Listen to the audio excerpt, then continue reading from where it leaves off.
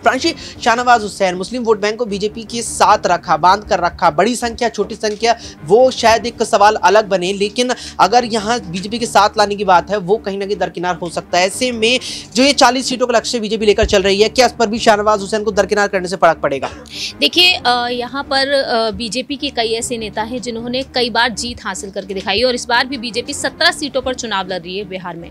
अब यहाँ पर बीजेपी जिस तरह से जेडीयू के सहारे और चिराग पासवान की पार्टी के सहारे उन सीटों पर जीत हासिल करने के लिए कोशिश कर रही है, तो ऐसे में यहाँ पर देखा जाए तो शाहनवाज हुसैन को ना उतारना कहीं ना कहीं थोड़ा बहुत नुकसान बीजेपी को होता हुआ नजर आ सकता है। लेकिन बीजेपी यहाँ पर कई नए चेहरों पर दाव लगाती हुई भी देखी जा रही है। अब देखना ये होगा कि शाहनवाज हुसैन को इस बार टिकट नहीं दिया, लेकिन आने वाले समय में शाहनवाज के लिए क्या कुछ सोच विचार कर रखा है। विधानसभा चुनाव होने वाले हैं 2025 में बिहार में।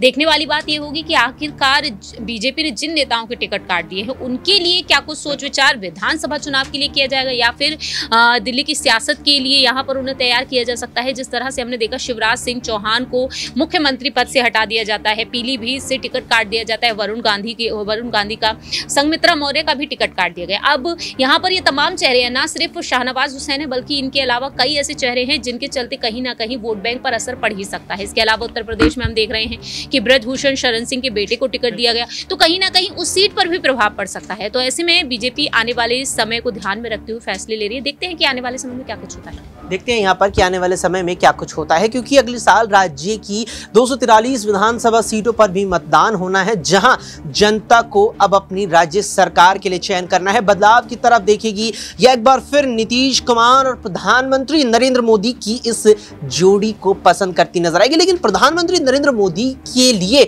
बीजेपी के लिए शाहनवाज हुसैन बड़ी भूमिका अदा करने वाले हैं, न केवल इन आम चुनावों में बल्कि अगले साल होने वाले राज्य के विधानसभा चुनावों में भी, क्योंकि शाहनवाज हुसैन ने लगभग बीते 25 से 30 सालों से बिहार विधानसभा हो, बिहार विधान परिषद हो, लोकसभा हो, सब जगह अपनी भागीदारी अदा की है।